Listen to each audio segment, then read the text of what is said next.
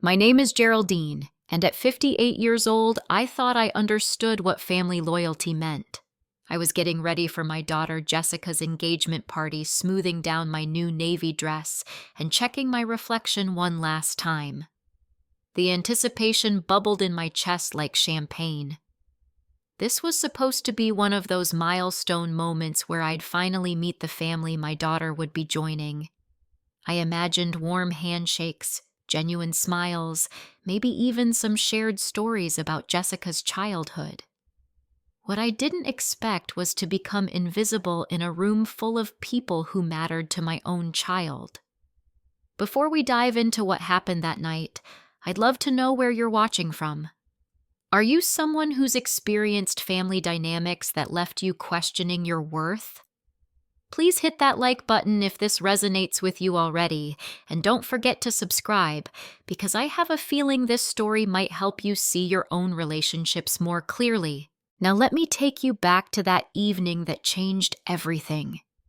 Living alone in my small house in Harrisburg, Pennsylvania had become my new normal after losing my husband Robert 5 years earlier. Those walls held decades of memories from Jessica's first steps in the hallway to her high school graduation party in the backyard. Being a widow at 53 wasn't the plan, but Jessica and I had navigated that grief together, or so I believed. She was my only child, my greatest accomplishment, and the center of my universe for 29 years. I'd spent most of Jessica's childhood working part-time as a registered nurse at the local hospital, deliberately choosing shifts that allowed me to be present for school plays, soccer games, and those precious after-school conversations over milk and cookies. When other nurses took overtime for extra money, I declined, knowing that no amount of income could replace those moments with my daughter. Robert always supported this choice, understanding that raising Jessica wasn't just my priority, it was our shared mission. After Robert's sudden heart attack, Jessica and I leaned on each other through the darkest period of our lives. She was 24 then, working her first real job in Philadelphia, but she drove home every weekend to check on me. We'd sit in the living room sharing stories about Robert, crying together, laughing at his terrible dad jokes, and planning how to move forward. Those months of grief counseling and mutual support felt like proof that our bond was unbreakable. When Jessica met Marcus during a business conference in New York, everything seemed perfect. He was 32, worked in private equity, and came from what Jessica described as a really established family in Connecticut. The way her voice changed when she talked about him, softer and more careful, should have been my first warning sign. But I was happy that she'd found someone who made her smile again after watching her struggle with relationships throughout her 20s. The changes started subtly. Jessica's weekly phone calls became bi-weekly, then monthly. When I asked about her life, her answers grew shorter, more generic. "Work's busy, Mom. Marcus and I have a lot of social commitments." When I suggested visiting her in Philadelphia, she'd find reasons to postpone. "It's not a good time right now. Maybe next month." The excuses piled up like autumn leaves, and I kept telling myself she was just adjusting to a serious relationship. When the engagement announcement came through a text message with a photo of an enormous diamond ring, my heart sank a little. Not because I wasn't thrilled for her happiness, but because I learned about one of the most important moments in my daughter's life the same way her college friends did. When I called to congratulate her, Jessica seemed distracted, mentioning that Marcus's family was taking care of most of the party planning, and that I shouldn't worry about contributing anything except my presence. That phrase echoed in my mind for weeks. Just my presence. As if everything else I might offer my experience planning celebrations, my knowledge of Jessica's favorite foods and colors, my desire to be involved in my daughter's happiness was somehow unnecessary. I pushed the hurt aside, focusing instead on finding the perfect dress and gift for the engagement party. This was my chance to finally meet the people who would become Jessica's new family, and I was determined to make a good impression. The Riverside Club in Tarrytown, New York, was everything I'd expected from Marcus's family. Elegant without being gaudy expensive, without being flashy, the kind of place that whispered old money rather than shouting new wealth. Floor-to-ceiling windows overlooked the Hudson River, and crystal chandeliers cast warm light over tables set with bone china and sterling silver. I felt underdressed despite my new outfit, but I reminded myself that Jessica had grown up with my values, that substance mattered more than appearance. Marcus's parents, Theodore and Priscilla Whitman, commanded attention the moment they entered the room. Theodore stood tall and distinguished in his perfectly tailored navy suit, every silver hair in place, while Priscilla glided beside him in a cream-colored dress that probably cost more than my monthly mortgage payment. They moved through the room like they owned it, which, given their evident wealth, they very well might have. When Jessica introduced us, I extended my hand with genuine warmth, ready to embrace these people who would become my extended family. Theodore's handshake was brief and perfunctory, his smile never reaching his eyes as he asked, "And what do you do, Geraldine?" The emphasis on "do" felt loaded, as if my answer would determine my worthiness to exist in their social circle. When I explained that I was a registered nurse, Priscilla's eyebrows rose almost imperceptibly, and she exchanged a quick glance with her husband. The interrogation continued throughout cocktail hour. Where did I live? What kind of neighborhood did I own or rent? Each question felt designed to catalog my social and economic status rather than get to know me as Jessica's mother. When I mentioned that Robert had been a postal worker before his death, the temperature at our little conversational cluster seemed to drop several degrees. I watched Priscilla's attention drift over my shoulder, clearly searching for more interesting company. Jessica stood beside Marcus during these exchanges, her arm linked through his, but her posture was rigid. When I tried to share a funny story about her childhood determination to become a veterinarian for stuffed animals, Jessica interrupted with a forced laugh, saying, "Mom loves to embarrass me with old stories." The dismissal stung, but I attributed it to normal daughter mortification and tried to keep the conversation light. During dinner, I found myself seated between Jessica's college roommate and Marcus's cousin, both of whom were pleasant enough, but clearly came from the same privileged world as the Whitmans. They discussed ski trips to Aspen's summer houses in Martha's Vineyard and mutual acquaintances with casual familiarity. I contributed when I could, sharing stories about local hiking trails I enjoyed and the photography class I'd started taking, but my contributions felt like small pebbles thrown into an ocean of inherited wealth and social connections. The evening proceeded with polite conversation and excellent food, but underneath the surface pleasantries, I sensed an undercurrent of judgment. The way Priscilla's gaze lingered on my department store jewelry, how Theodore's questions about my retirement plans carried an assumption that I had none worth mentioning, the subtle way conversations shifted when I joined them. I told myself I was being oversensitive, that these were good people who simply lived differently than I did. The moment that shattered my world came during the main course, when the salmon was perfectly cooked and the wine was flowing freely. David and Susan Palmer, a couple in their 50s, who apparently socialized regularly with the Whitmans, approached our table with bright smiles and expensive dental work. They'd been mingling throughout the evening, the kind of people who knew everyone and made sure everyone knew them. David Palmer's voice carried that particular blend of confidence and curiosity that comes with social prominence as he gestured toward me. "Jessica, sweetheart, you must introduce us to this lovely lady. We've been wondering all evening who she is." His smile was genuine. His interest seemed real, and for a moment I felt a flutter of hope that perhaps I'd found allies in this intimidating social landscape. The silence that followed lasted only seconds, but it felt like hours. I watched Jessica's face cycle through emotions, confusion, panic, calculation, and finally something that looked like resignation. She glanced toward Marcus, then toward his parents, and I realized with growing horror that she was weighing her options, deciding how to handle the inconvenience of my presence. When she finally spoke, her voice was steady but distant, as if she were discussing a piece of furniture rather than a human being. "Oh, this is Geraldine. She's someone who used to be around." The words hit me like a physical blow, each syllable a nail in the coffin of our relationship. Not my mother. Not even a family friend. Someone who used to be around as if I were a former housekeeper or a neighbor who'd moved away. The blood rushed from my face so quickly that I gripped my wine glass to steady myself.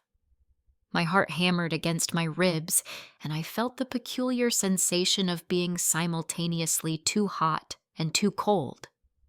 The Palmers looked confused, clearly expecting some clarification about my role in Jessica's life, but none came.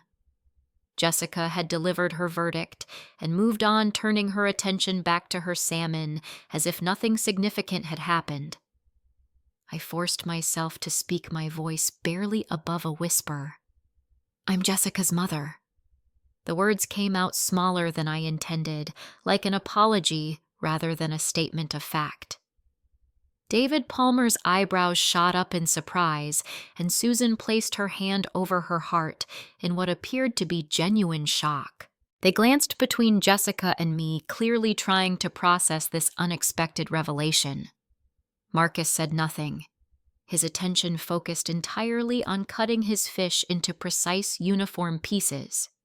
Theodore and Priscilla Whitman observed the entire exchange with what I could only describe as satisfied calculation, as if a social experiment had concluded exactly as they'd predicted.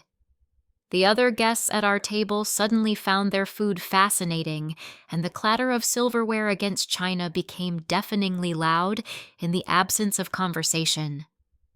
Jessica's cheeks flushed red, but she didn't correct her introduction or apologize for the confusion. Instead, she mumbled something about the excellent quality of the fish and asked Marcus about their upcoming vacation to Europe. The conversation moved on without leaving me sitting there like a ghost at my own daughter's celebration, wondering if anyone else could hear my heart breaking. I excused myself from the table with as much dignity as I could muster, murmuring something about needing fresh air. My legs felt unsteady as I navigated through the elegant dining room past tables full of people celebrating my daughter's future, while I struggled to process what felt like the erasure of my past. The evening air outside was crisp and clean, a sharp contrast to the suffocating atmosphere I'd just escaped. Standing in the parking lot between luxury cars that cost more than my annual salary, I fumbled for my phone with shaking fingers. Margaret, my older sister, answered on the second ring, and I could hear her grandchildren playing in the background of her warm Philadelphia home. When I tried to explain what had happened, the words came out in broken fragments between sobs I couldn't control. "She said what?" Margaret's voice shifted from concerned to furious in the span of 3 words. "Geraldine, honey, you need to get out of there right now. Come stay with me tonight. We'll figure this out tomorrow." But I couldn't leave, not yet, not when doing so might cause even more embarrassment for Jessica. Despite everything, my instinct to protect her reputation remained stronger than my need to protect my own dignity. Jessica found me 10 minutes later, her designer heels clicking against the asphalt as she approached with obvious reluctance. She looked annoyed rather than apologetic, as if my emotional reaction was an inconvenience rather than a natural response to betrayal. When she spoke, her voice carried that particular tone she'd developed lately, the one that suggested I was being unreasonable about perfectly normal situations. "Mom, you don't understand. They're different from us. They have certain expectations about presentation and social connections. I worked so hard to fit in with Marcus's crowd, and I can't have you complicating things tonight." The words hit me like a second slap this time, delivered with calculation rather than panic. She wasn't sorry for what she'd said. She was sorry that I'd reacted poorly to it. I stared at my daughter, this woman I'd nursed through fevers and cheered through soccer games, who was now explaining that my existence in her life was a complication to be managed. "Jessica, I'm your mother. I changed your diapers and held you when you cried over your first broken heart. How did I become someone who used to be around?" My voice cracked on the last words, and I hated myself for showing weakness when I needed to show strength. Her response revealed the depth of her transformation. "You don't understand their world, Mom. It's not personal. It's just easier if we keep things simple tonight." Easier for whom I wanted to ask, but I already knew the answer. Easier for the daughter who decided that her working-class origins were obstacles to overcome rather than foundations to build upon. The realization that my own child was ashamed of me, of the sacrifices I'd made to raise her, of the life we'd built together after her father's death, settled over me like a heavy blanket. This wasn't a moment of poor judgment or social anxiety. This was a deliberate choice, a calculated decision to minimize my importance in her life for the comfort of people who'd known her for less than 2 years. I agreed to return to the party not because I wanted to endure more humiliation, but because causing a scene would only give Jessica more reasons to be embarrassed by me. The rest of the evening passed in a blur of forced smiles and careful silences. I spoke only when spoken to, ate without tasting, and counted the minutes until I could escape with whatever dignity I had left. The drive back to Pennsylvania felt endless, each mile giving me more time to replay the evening's events and examine them from every possible angle. By the time I reached my empty house, I'd moved past the initial shock and hurt into a deeper, more troubling realization about the pattern of Jessica's behavior over the past 2 years. The signs had been there, but I'd chosen to interpret them charitably the way loving mothers do when they can't bear to see the worst in their children. Sleep became impossible. I wandered through my house in the dark, stopping in front of photo albums and framed pictures that documented 29 years of motherhood. Jessica's first day of school clutching my hand with fierce determination. Her high school graduation when she thanked me publicly for being the strongest woman I know. Our trip to Myrtle Beach after Robert's funeral when she'd promised we'd always have each other.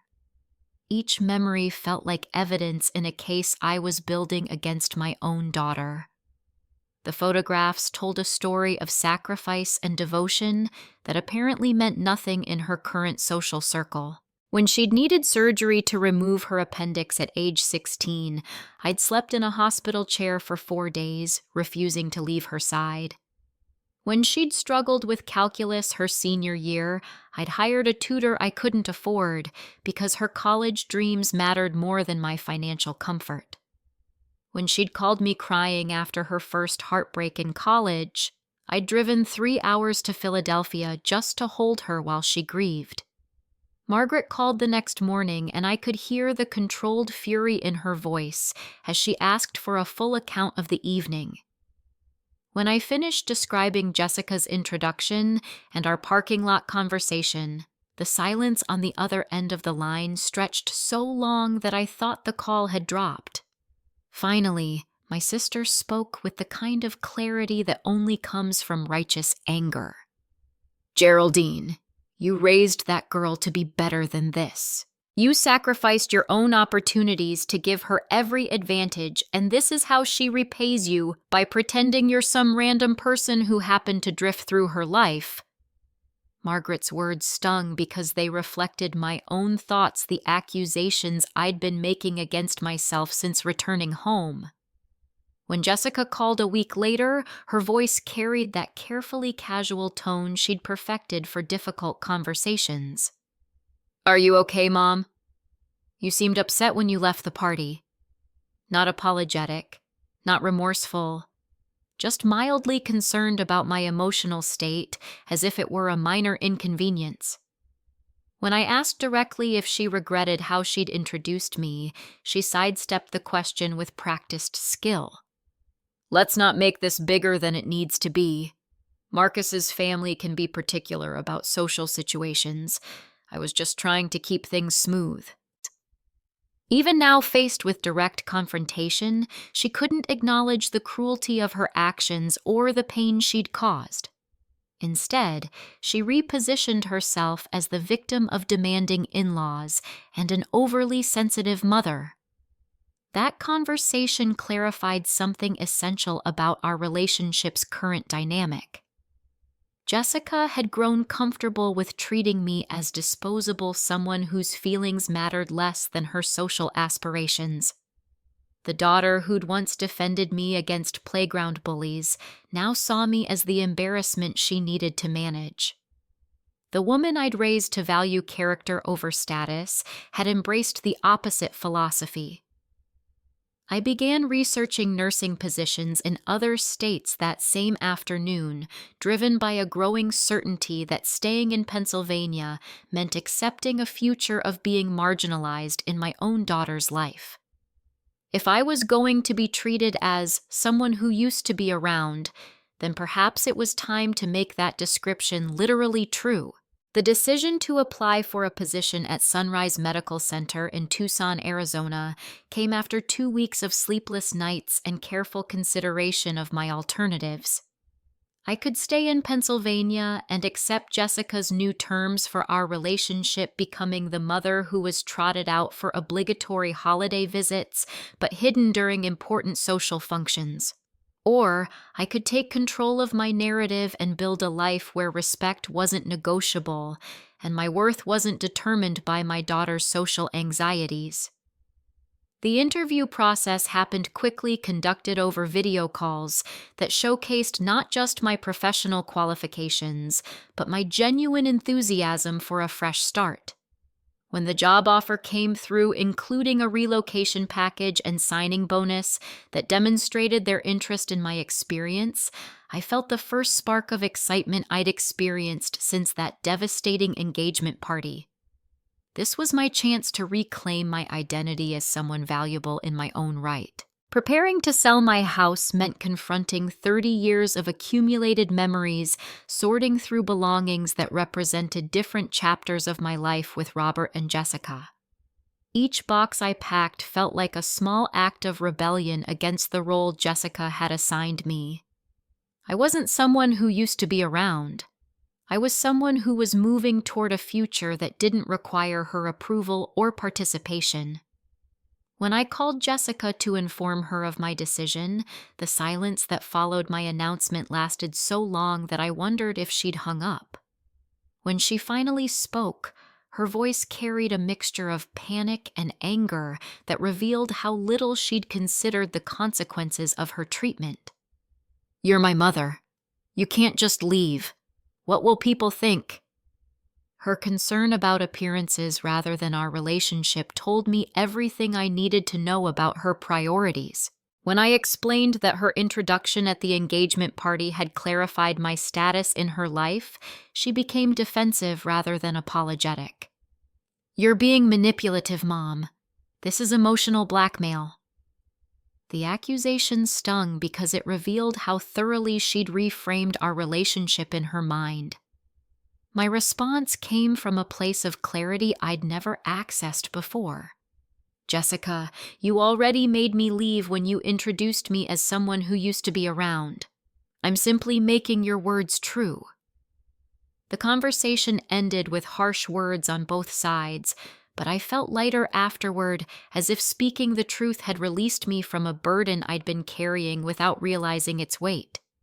The move itself happened with surprising efficiency. My nursing colleagues at the Pennsylvania hospital were supportive, rather than surprised, several mentioning that they'd sensed my unhappiness over the past year. Some shared their own stories of difficult adult children, offering perspectives that helped me feel less alone in my experience. Their encouragement reinforced my growing conviction that leaving was an act of self-preservation rather than selfish abandonment. Tucson welcomed me with 100-degree heat and landscapes unlike anything I'd experienced in Pennsylvania. My new apartment was smaller than my old house, but filled with possibilities rather than ghosts. The desert stretched endlessly outside my windows, vast and beautiful and indifferent to the petty social hierarchies that had dominated my recent experiences. For the first time in months, I could breathe freely. My colleagues at Sunrise Medical Center embraced me as a valuable addition to their team rather than a social liability to be managed. During my first week, Martha, a 63-year-old respiratory therapist, invited me to join her hiking group, and Dorothy, a 55-year-old emergency room nurse, suggested we explore Tucson's photography scene together. These women saw me as someone worth knowing rather than someone to be hidden. The hiking group became my first taste of friendship without apology or explanation.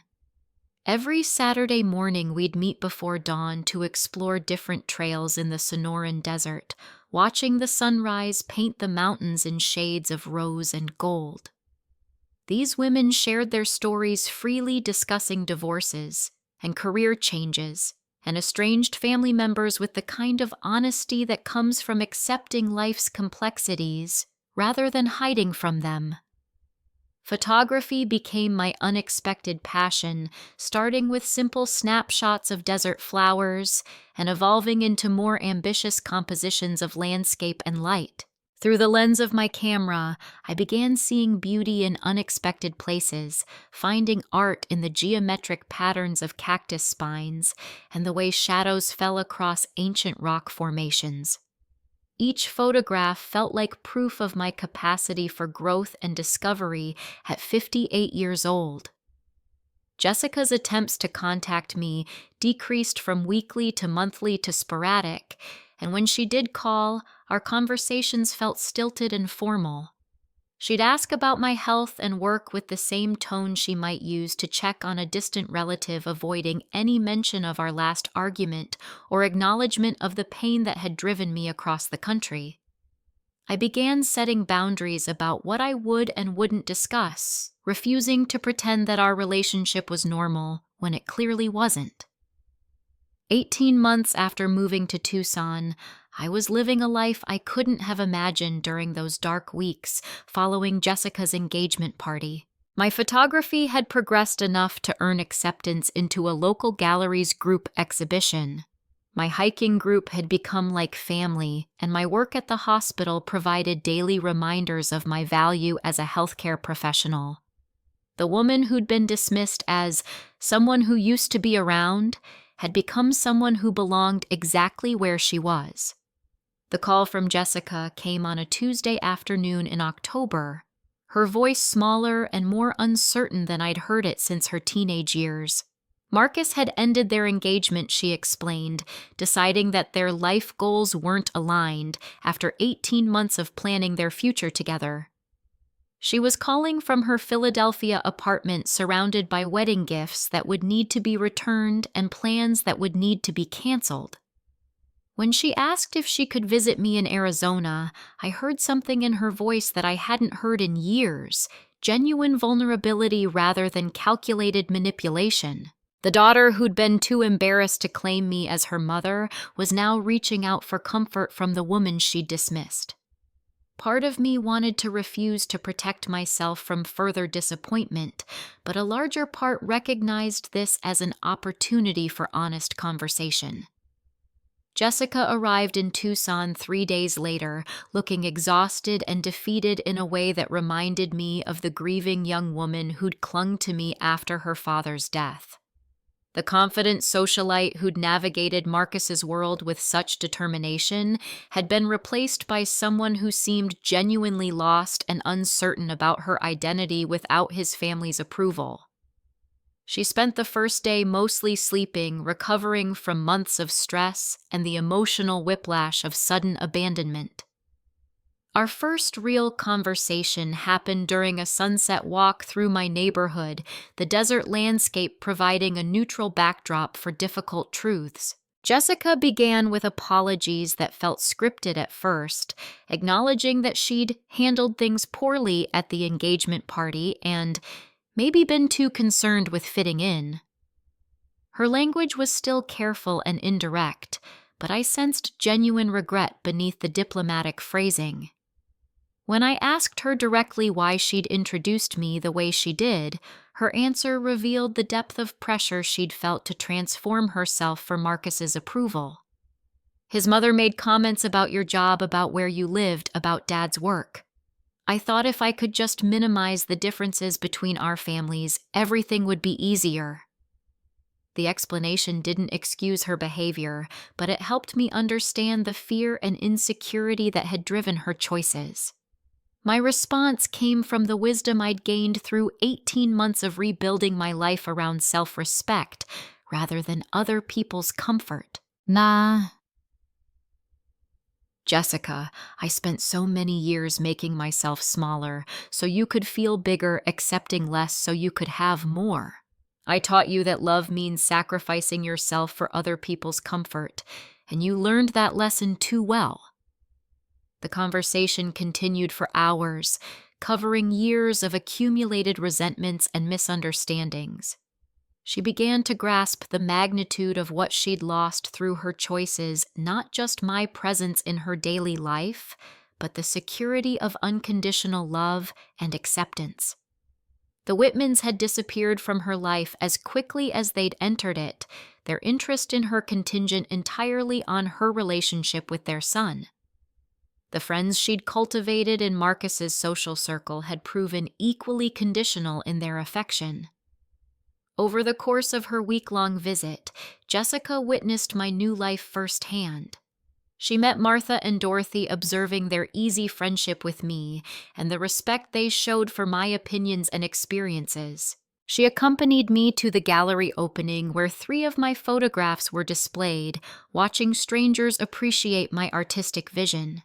She saw me thriving in an environment where I was valued for who I was rather than who I could pretend to be. The shift in our dynamic became clear during a hiking trip to Sabino Canyon, where Jessica struggled with the desert heat while I moved confidently through terrain I'd learned to navigate. As we rested in the shade of ancient saguaro cacti, she asked questions about my photography and my work that demonstrated genuine interest rather than polite obligation. For the first time in years, she seemed to see me as a complete person rather than just her mother. Our goodbye at the airport was different from any previous parting. Jessica hugged me tightly, whispering apologies that felt authentic rather than performative. She promised to call regularly and to think carefully about the kind of person she wanted to become independent of any romantic relationship. I believed her intentions while remaining realistic about the challenges of rebuilding trust after such fundamental betrayal.